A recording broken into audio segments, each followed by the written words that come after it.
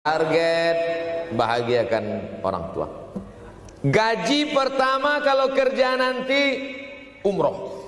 Oh, gitu. Ma, doakan. Nanti kalau aku kerja insya Allah gaji pertama nanti memberangkatkan umroh. Syukur-syukur nggak usah diomongkan dulu, kasih surprise. Senang. Mama, ayah, ini gaji pertama. Dia buka tengok 700.000.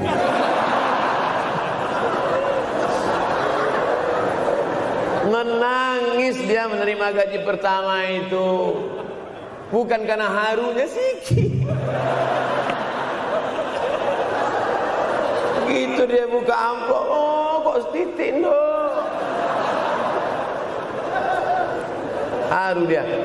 Kenapa setiap mendapat hadiah dari anak, orang tua selalu meneteskan air mata? Karena kita tidak pernah besar dalam pandangan matanya. Kita sehebat apapun, kita tidak pernah besar di matanya.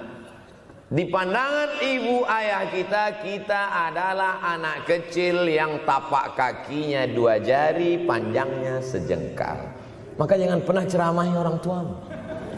Jangan mentang-mentang sudah mahasiswa pulang, ayah sini, mama sini, dulu assalamualaikum. Bisa. Karena kita tidak pernah besar di mata orang tua. Kita tetap kecil.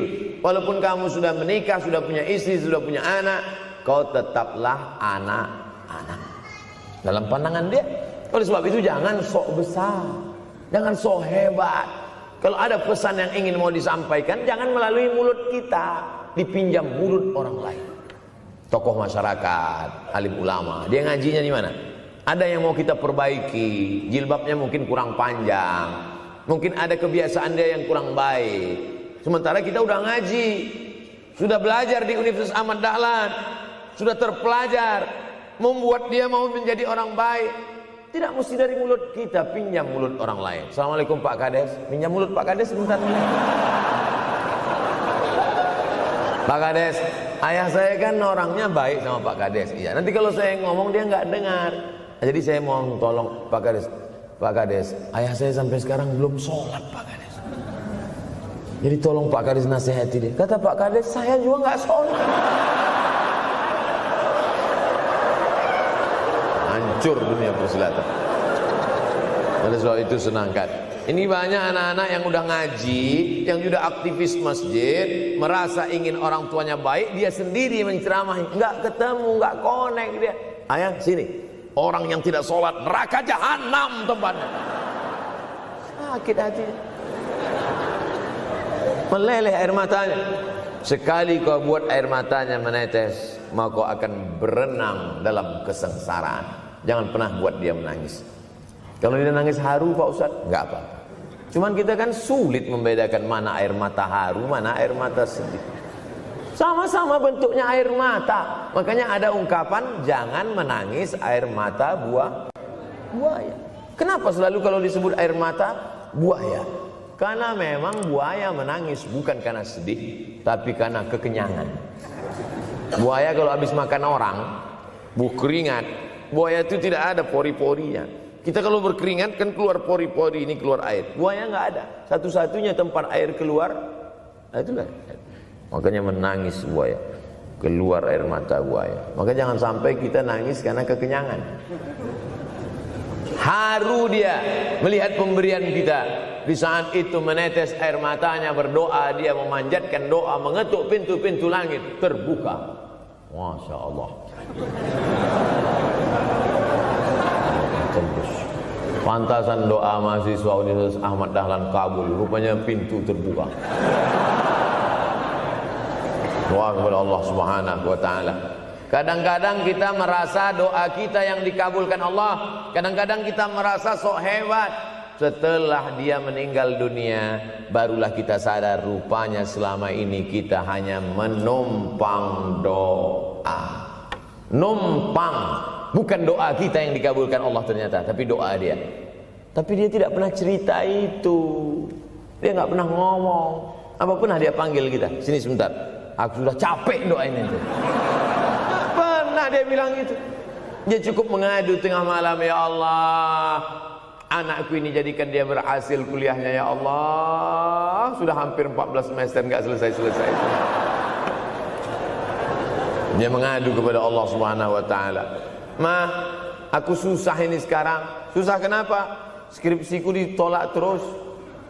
Pembimbing kemarin itu mempersulit terus. Berdoa dia tengah malam, ya Allah, lapangkan hati pembimbing itu supaya anakku cepat, ya Allah. Kalau enggak, matikan dia, ya Allah. Kabul, 2 hari setelah itu meninggal. Tapi kita tidak bisa request. Oleh sebab itu maka banyak-banyak dekatkan kepada orang tua, senangkan. Saya ceramah di Malaysia, dibawa jamaah ke mall. Ustaz Samad, esok kita tak ada tazkirah, tak ada tausiah. Kita nak pusing-pusing. Pusing-pusing maksudnya mutar-mutar. Pergilah kami ke mall. Sampai di lantai atas saya lihat anak-anak muda nyuapin orang tua. Ada restoran mahal, mewah. Itu kabarnya kalau mampir di restoran itu, makan, itu banyak yang nangis melihat harganya.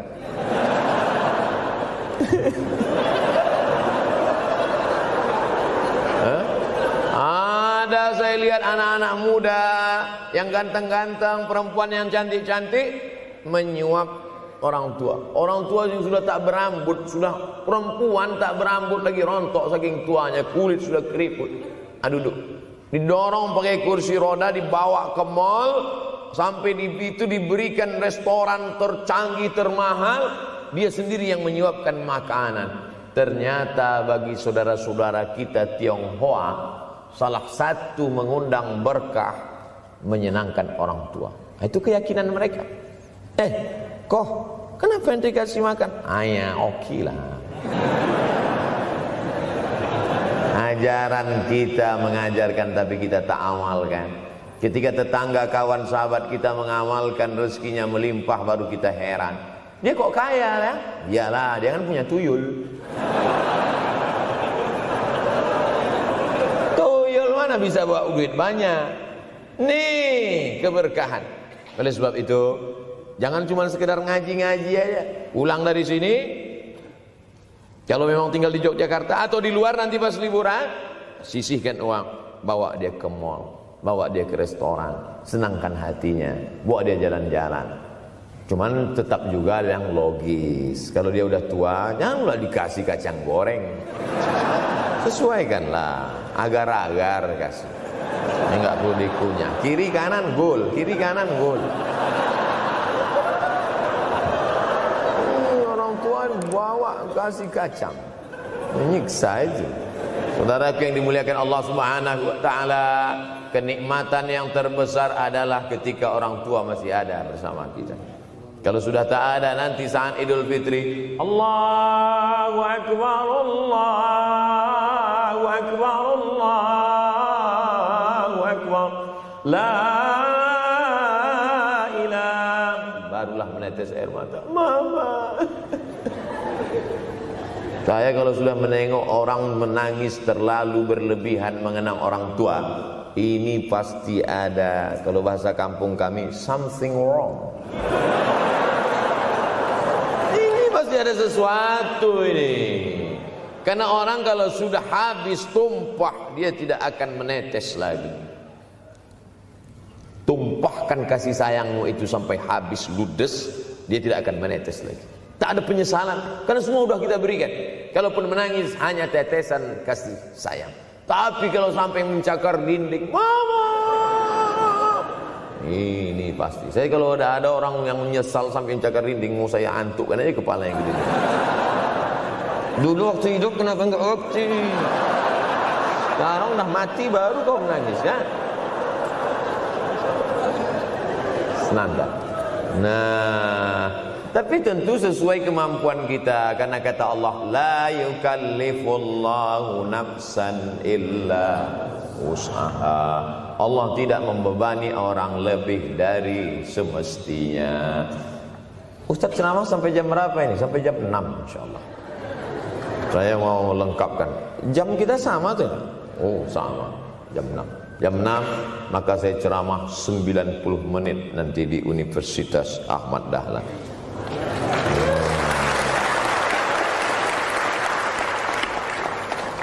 Berceramah di Universitas Ahmad Dahlan merupakan suatu kebanggaan bagi Abdul Somad. Kenapa begitu? Saya pengagum Kiai Haji Ahmad Dahlan, termasuk ulama yang saya kagumi. Lalu kemudian apa kekaguman di antara kekaguman Ustadz terhadap Kiai Haji Ahmad Dahlan? Beliau punya keberanian untuk melawan arus TBC, tahayul, bid'ah, coerafat. Dia berani melawan itu. Dan akhirnya, dan beliau tidak membangun ketokohan. Tidak yang dibangkitkan itu Ahmad Dahlannya, tapi yang dibangkitkan itu metodenya. Yang dibangun itu relnya. Sehingga nanti kalau kereta apinya lapuk, tetap akan ada kereta api baru yang lewat di rel ini. Ini yang dibangun. Dan akhirnya sampai hari ini saya sedang berada di hadapan kereta api yang baru. Ada Thomas.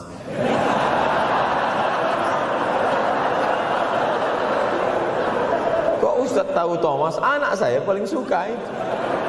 Satu koper kereta. Artinya apa? Bangun rel, maka akan ada lokomotif baru. Dunia boleh berganti, zaman boleh berubah. Idza waqa'an ala ahadikumul qiyamah, kalau kamu sudah mau mati.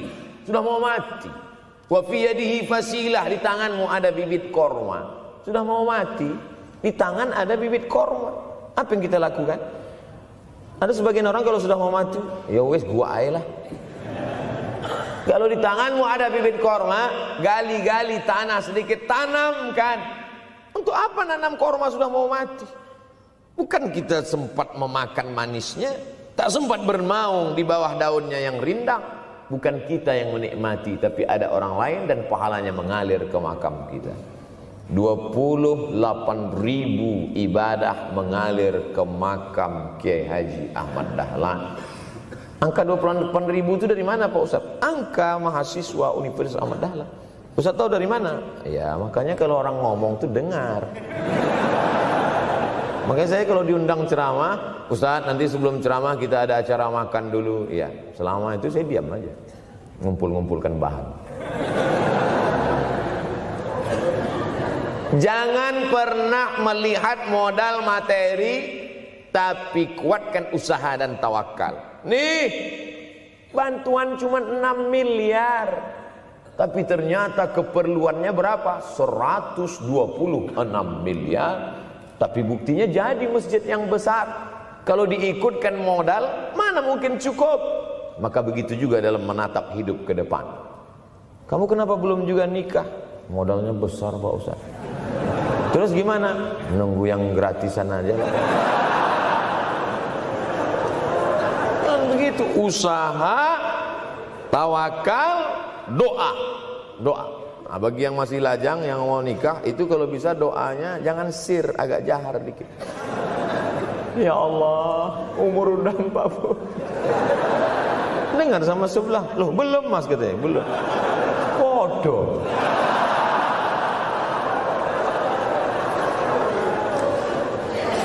Kira-kira rezeki itu Allah yang ngatur atau kita yang ngatur? Allah. Makanya di antara Asmaul Husna Ar-Razzaq, yang maha memberi rezeki. Kalau Allah yang mengatur, mungkinkah Allah menyia-nyiakan kita? Tidak.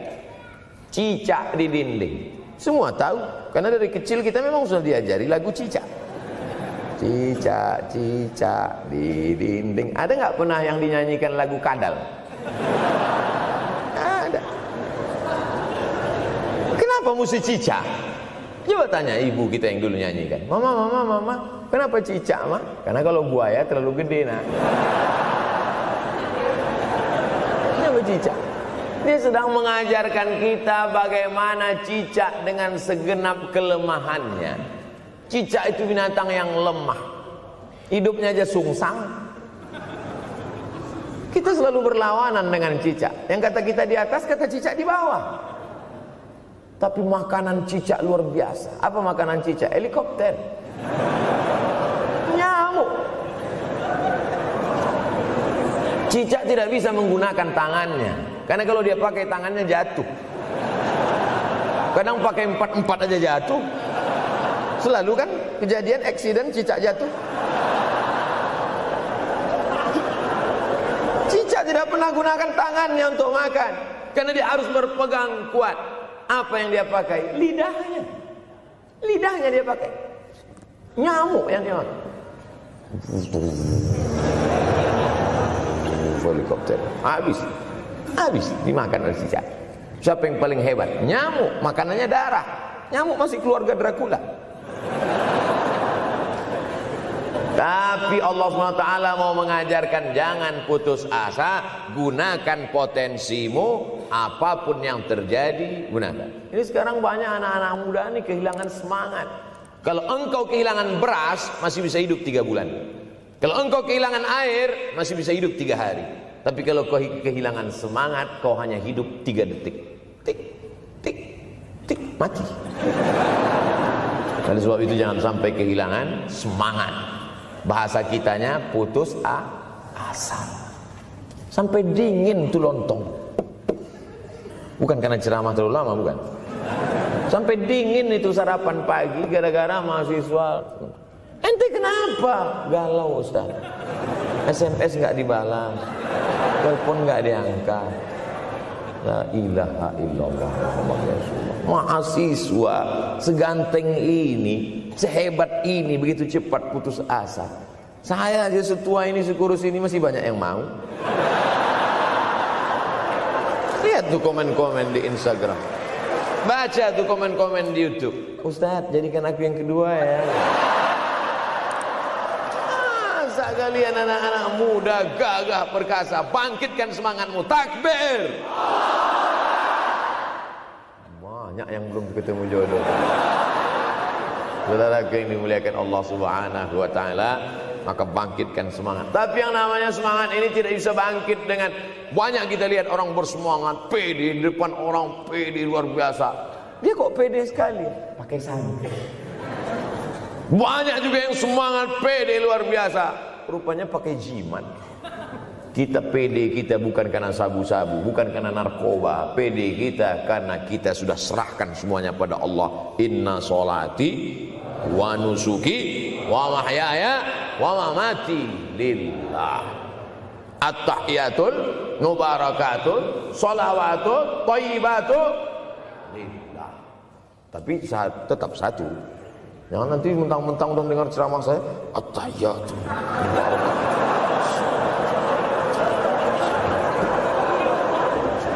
Dalam hati saja. Ini bukan punya aku ya Allah, ini semuanya punya Engkau, punya Engkau. Berhasil kalian, sukses kalian, punya apartemen, punya kondominium, punya mobil.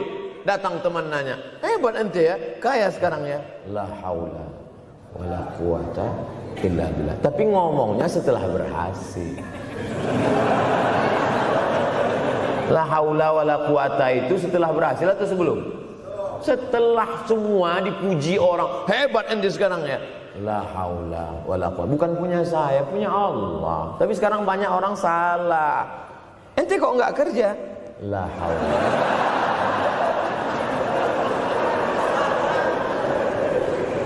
La haula wala quwwata illa billah. Subhanallah, masya Allah, tabarakallah. Menunjukkan manusia lemah, tak punya apa-apa. Dia ingin berkata, ini hanyalah punya Allah. Begitu juga dengan acara ini. Kenapa acara di masjid? Kenapa acara di kampus kemarin ramai melimpah ruah? Bukan karena panitia, bukan karena usaha. Target bahagiakan orang tua. Gaji pertama kalau kerja nanti umroh. Oh, gitu. Ma, doakan. Nanti kalau aku kerja insya Allah gaji pertama nanti memberangkatkan umroh. Syukur-syukur nggak usah diomongkan dulu. Kasih surprise, senang. Mama, ayah, ini gaji pertama. Dia buka, tengok 700.000.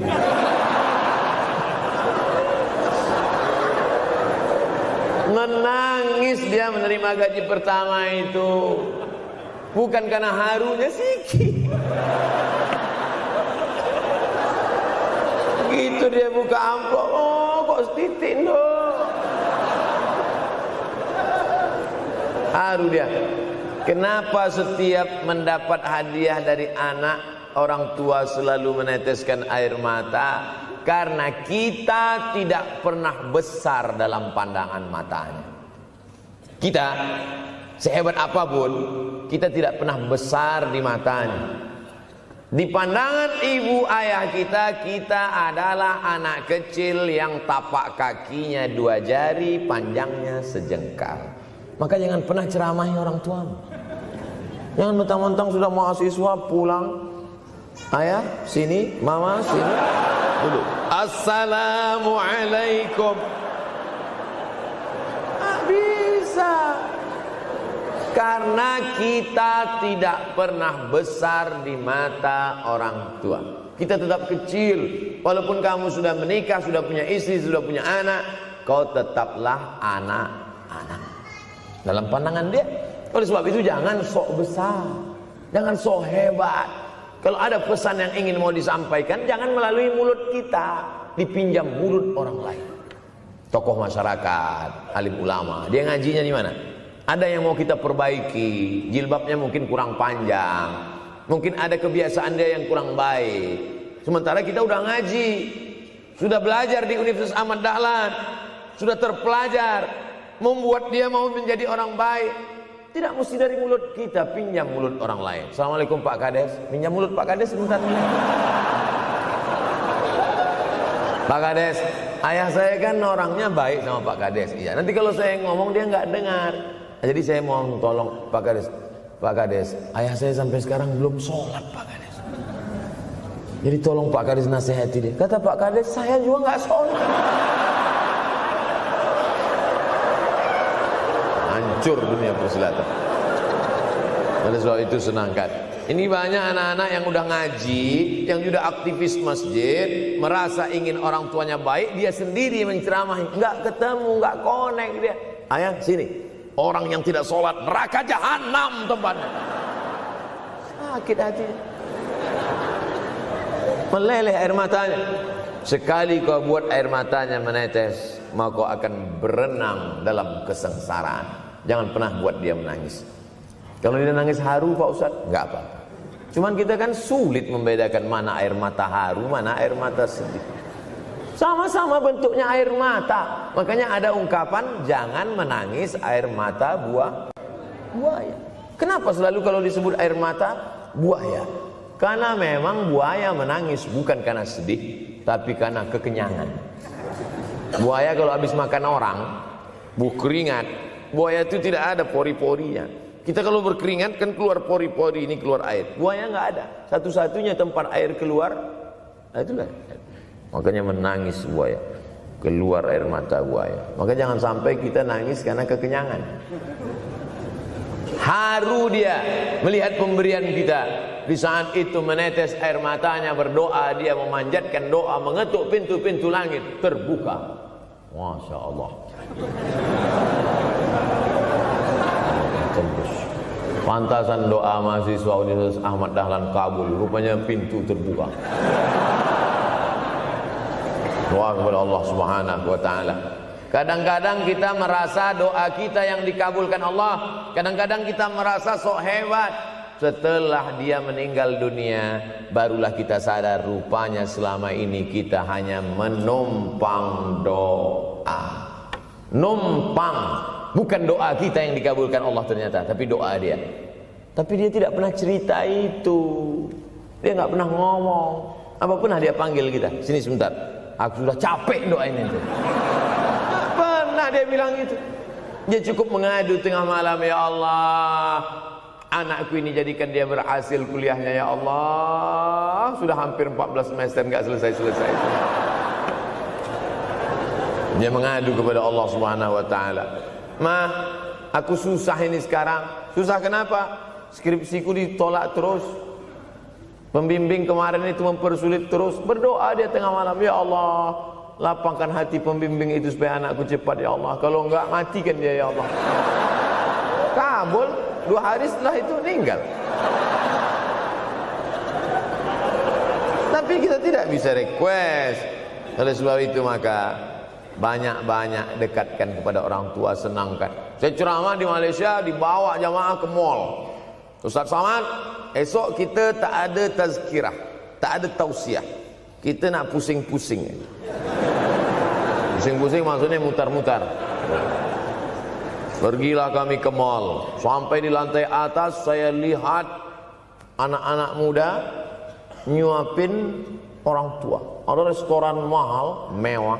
Itu kabarnya kalau mampir di restoran itu, makan, itu banyak yang nangis melihat harganya.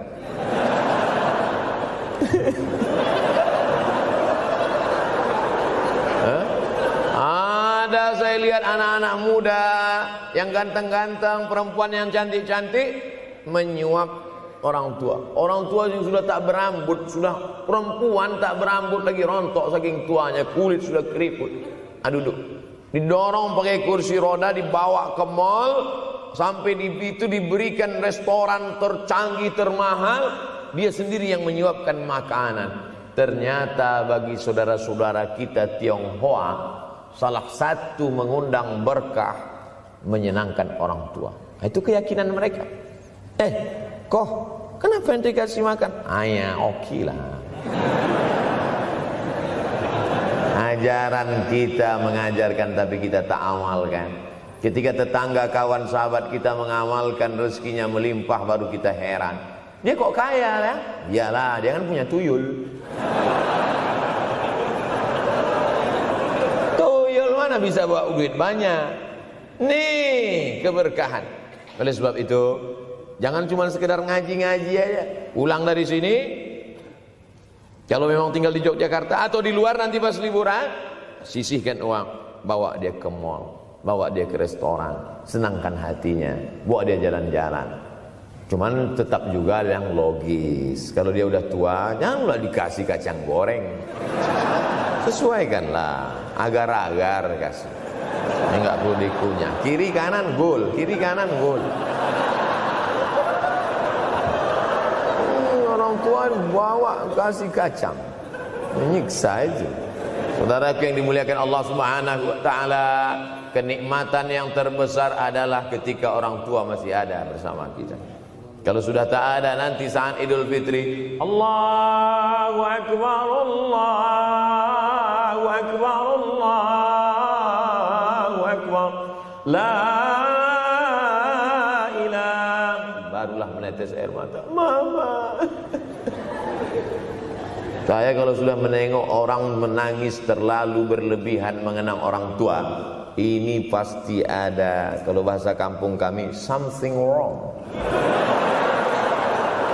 Ini pasti ada sesuatu ini. Karena orang kalau sudah habis tumpah, dia tidak akan menetes lagi. Tumpahkan kasih sayangmu itu sampai habis ludes, dia tidak akan menetes lagi. Tak ada penyesalan, karena semua sudah kita berikan. Kalaupun menangis hanya tetesan kasih sayang. Tapi kalau sampai mencakar dinding, mama, ini pasti. Saya kalau ada orang yang menyesal sampai mencakar dinding, mau saya antukkan aja kepala yang gede. Dulu waktu hidup kenapa enggak waktu? Sekarang udah mati baru kau menangis kan? Senanda. Nah, tapi tentu sesuai kemampuan kita, karena kata Allah, la yukallifullahu nafsan illa usaha. Allah tidak membebani orang lebih dari semestinya. Ustaz ceramah sampai jam berapa ini? Sampai jam 6 insyaallah. Saya mau lengkapkan. Jam kita sama tuh. Oh, sama. Jam 6. Jam 6 maka saya ceramah 90 menit nanti di Universitas Ahmad Dahlan.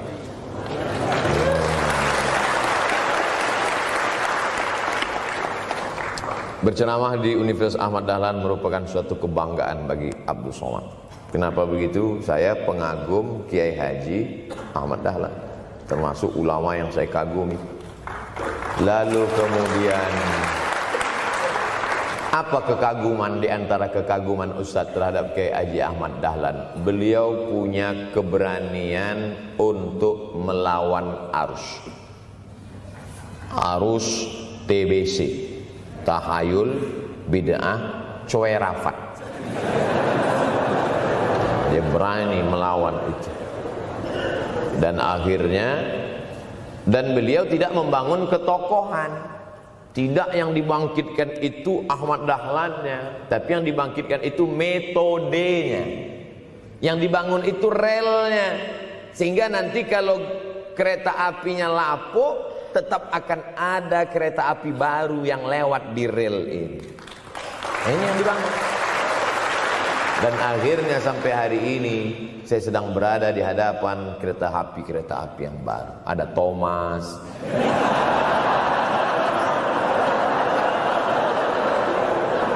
Kok Ustaz tahu Thomas? Anak saya paling suka itu. Satu koper kereta. Artinya apa? Bangun rel, maka akan ada lokomotif baru. Dunia boleh berganti, zaman boleh berubah. Idza waqa'an ala ahadikumul qiyamah, kalau kamu sudah mau mati.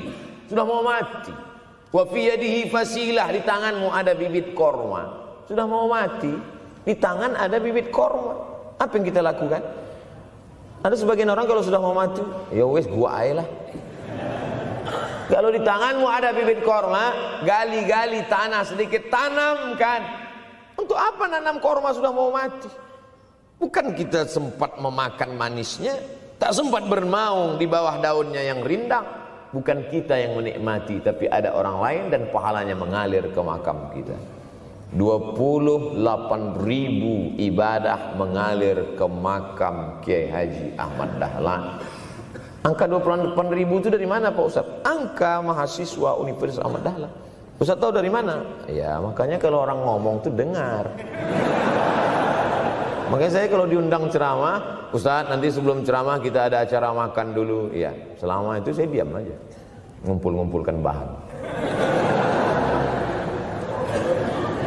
Jangan pernah melihat modal materi, tapi kuatkan usaha dan tawakal. Nih, bantuan cuma 6 miliar, tapi ternyata keperluannya berapa? 126 miliar. Tapi buktinya jadi masjid yang besar. Kalau diikutkan modal, mana mungkin cukup? Maka begitu juga dalam menatap hidup ke depan. Kamu kenapa belum juga nikah? Modalnya besar Pak Ustaz. Terus gimana? Nunggu yang gratisan aja lah. Dan begitu, usaha, tawakal, doa. Nah, bagi yang masih lajang, yang mau nikah, itu kalau bisa doanya jangan sir, agak jahar dikit. Ya Allah, umur udah 40. Dengar sama sebelah, loh belum mas katanya, belum. Bodoh.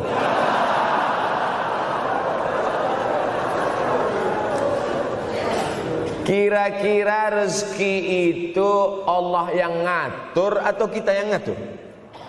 Allah. Makanya di antara Asmaul Husna Ar-Razzaq, yang maha memberi rezeki. Kalau Allah yang mengatur, mungkinkah Allah menyia-nyiakan kita? Tidak. Cicak di dinding, semua tahu. Karena dari kecil kita memang sudah diajari lagu cicak. Cicak, cicak di dinding. Ada nggak pernah yang dinyanyikan lagu kadal? Ada. Kenapa mesti cicak? Coba tanya ibu kita yang dulu nyanyikan. Mama, kenapa cicak, Ma? Karena kalau buaya terlalu gede, nak. Kenapa cicak? Dia sedang mengajarkan kita bagaimana cicak dengan segenap kelemahannya. Cicak itu binatang yang lemah, hidupnya aja sungsang. Kita selalu berlawanan dengan cicak. Yang kata kita di atas, kata cicak di bawah. Tapi makanan cicak luar biasa. Apa makanan cicak? Helikopter, nyamuk. Cicak tidak bisa menggunakan tangannya, karena kalau dia pakai tangannya jatuh.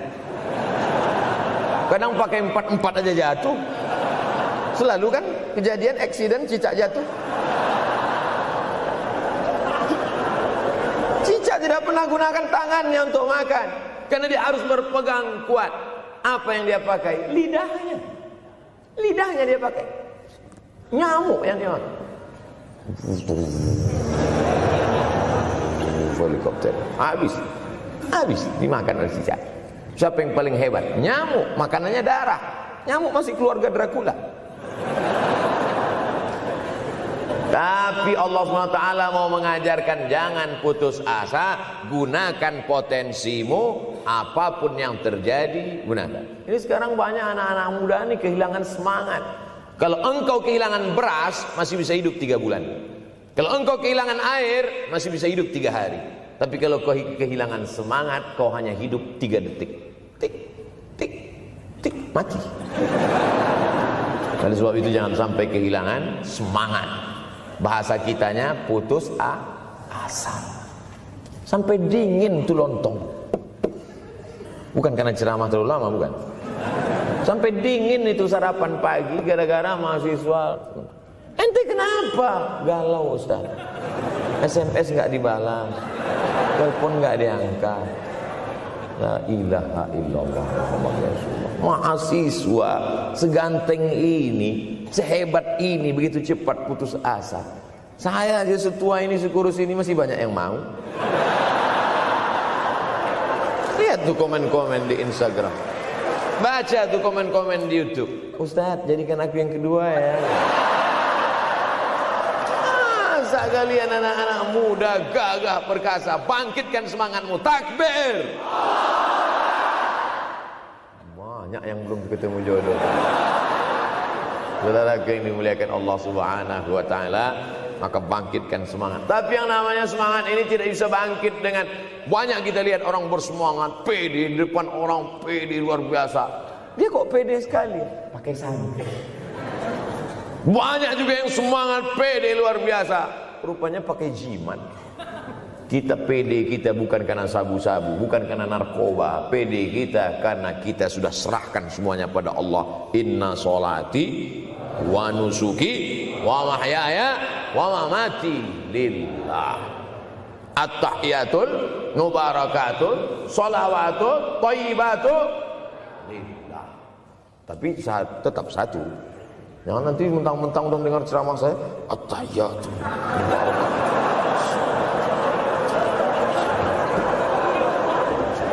dalam hati saja. Ini bukan punyaku ya Allah, ini semuanya punya Engkau, punya Engkau. Berhasil kalian, sukses kalian, punya apartemen, punya kondominium, punya mobil. Datang teman nanya, hebat ente ya, kaya sekarang ya.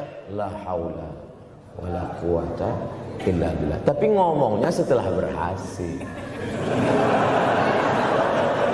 La haula wala quwata itu setelah berhasil atau sebelum? Setelah semua dipuji orang, hebat ente sekarang ya. La haula wala quwata, bukan punya saya, punya Allah. Tapi sekarang banyak orang salah. Ente kok enggak kerja? La haula.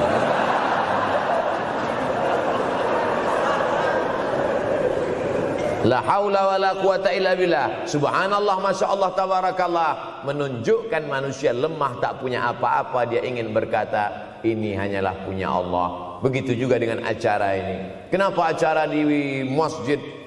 Kenapa acara di kampus kemarin ramai melimpah ruah? Bukan karena panitia.